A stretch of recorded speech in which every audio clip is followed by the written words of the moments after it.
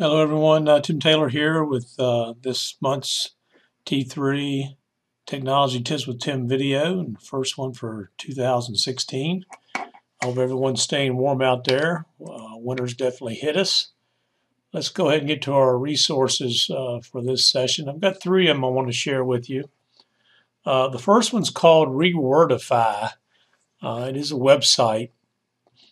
This is a free tool and it allows teachers to create level text from readings they find for their class. Now, this program allows for whole class differentiation. It's a great tool for that. It's really best described as a resource that simplifies difficult English. So what you can do is you can cut and paste or copy and paste sentences, chapters, paragraphs, whatever. Or you can also put a URL to a website. And then when you click on Rewordify the text, what it will do is, according to the settings that you have set up, and that's the reason it's worth creating an account where you can actually go into settings, it will then go ahead and pull out the difficult words and put them in basically create words or synonyms that are a little bit easier reading level for students. And then you can also print out some interesting assessments to assist students in learning vocabulary for that text that you selected. And I guess the best way to do it is just show you a real quick little example here. What I'm going to go ahead and use is I went ahead and gone to another tab and I went ahead and searched for Gettysburg Address. And so I'm going to go ahead and highlight the contents of the Gettysburg Address. And I'm going to go back here then to rewordify.com. I'm just going to go ahead and paste it in here. And for example, to strengthen this out so it's not too large, try to get it in there. Some students may not understand what 7 years ago means. And there's other words in here, proposition, again, depends on what reading level we're talking about. Even the word possibly dedicate, consecrate. So once you have the text in here, I'm going to go ahead and click on Rewordify Text. All right, and so what we have here is this is the Gettysburg Address, and notice what it's done is taken some of the harder words according to the settings that I had and changed them for me. And for some students, obviously it's going to be a format they can better understand. So the original text is down here. Here's what it has rewordified for me. And note, for example, 7 means 87. And you notice here I have a little question mark. If I click on it, okay, if I actually log into my account here, I can actually add this to a word list that I want to go ahead and learn later so I can study it. And also what it does, it will go ahead and speak to 7. Actually, will say the word for me, and this will come in handy. You have some difficult words. For example, here, understood, created, that took the word conceived and turned it into these two words here. Again, I can click on it. Conceived. And you can actually say the word to me here.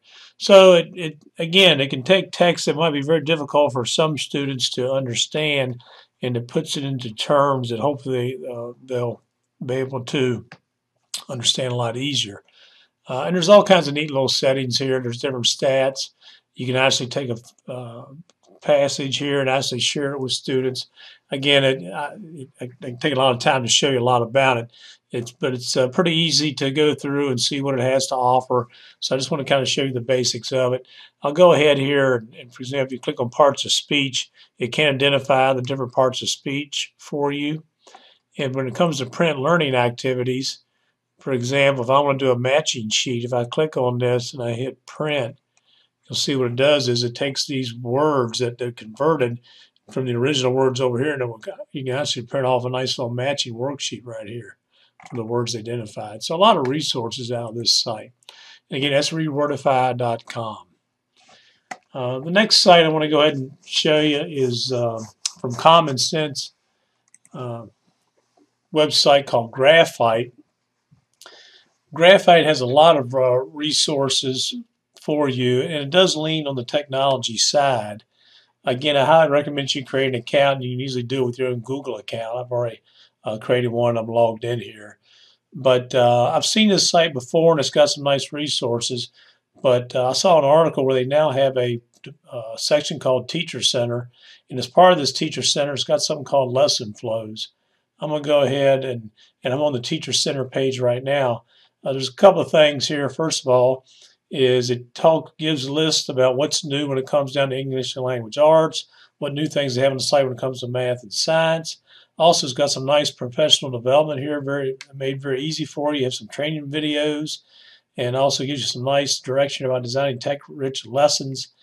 The one thing I want to show you right now is this thing called lesson flows. And if I go ahead and click on lesson flows are really neat. There's a little video here I recommend you watch. It's not very long.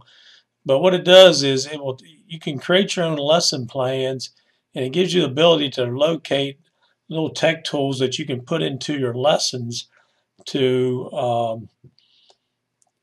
not only reinforce your lesson, but maybe take it to a different level, to take it to where there might be a higher level of understanding, depending on what the content of your lesson is. What's also nice is besides creating your own lesson, they also have a bunch of lessons already created that you can go ahead and browse according to subject area and grades. And here's some featured ones. So I'm going to go ahead and click on this one here, My Writing, My Peer, and Me, just to show you an example of what a lesson flow may look like. And with all the lessons on this site, it gives you subject area grades, it shows your Common Core standards. These are the steps that they have when it comes to creating a lesson.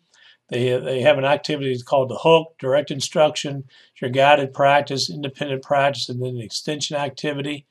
And if you come down here, this is how you set up these lesson flows. Again, it has the actual activity, and then it shows on the left-hand side what technology tool you can use. And I know some of you all probably have heard of Today's Me, because I know I've shared that in previous videos. But so this is the tool you can use. It tells about how you can use it. Here's a little app here that you can use when it comes down to direct instruction. Also Learn Zillion. I think I mentioned that one before.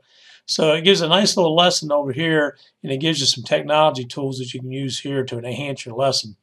And then if it doesn't involve any actual technology tool, here's, for example, it's just writing. Of course, obviously here you can use a Google Doc for that. And here's an extension activity called Turn It In, where it allows you to turn in the actual paper that the students write. But of course, if you use Google Classroom, that could be applicable as well. So again, we spent a lot of time here, but the thing I recommend right now is just to go ahead and go to your Teacher Center or your lesson flows up here and just see the different samples that they have. And then, like I said, you can create your own lesson flows when it comes to putting in a lesson plan and selecting specific technology tools that you can use with it. Here, the growth of Starbucks, for example. Here's Kahoot, one I've shared with you before. Merriam-Webster's Dictionary, another example. For your secret word for the door prize, let's go ahead and use the word graphite for your secret word here for this video. So again, the secret word for the door prize is graphite. The last site that I want to share with you here is one that's really been around a while, and I've kind of forgotten about it until again I saw it listed or mentioned in a article I was reading, and that's the Utah Education Network. They've always done a great job of providing interactives that you can use with your students, and they have it broken down into different categories, levels of education. I'm going to go and go to pre-K-12 education. And notice here you have essentials for teachers. There's a nice little toolbox. And again, there's all kinds of content here. But again, what they do is they really rely on a lot of technology tools to assist with teaching and learning. And for example, let me just look at student interactives. But again, I highly recommend you check out some of these other things. If I go to student interactives, they have it breaking down according to different grade levels here. If I go to like 7-12 interactives and I click, they break it down into subject area. Let's say I go ahead and go to mathematics. And then here's different student interactives they have according to different subject areas, number and operations. Here's algebra. Okay, geometry, data probability. Here's money games, more money. Here's just an online calculator. Obviously, to access any of these tools, I just click on it, and then it'll bring me up to an interactive. Okay, and Here's one again, like I said, on angles. Here's the actual activity, but here's the help tab, instructor directions you can get here. Notice it gives related resources. Again, if you need any help, it shows you how you can use this tool. This is for the learn itself, but you can access to give nice background information. All right, so again, this is the Utah Education Network. Great amount of resources here for all grade levels, all subjects. All right, I hope you enjoyed the 3 resources that I shared with you here today. Again, hopefully your new year started off well. As I'm sitting here, I know they're calling for possibility of our first snow for the year towards the end of the week. But again, everyone take care, stay safe, and stay warm.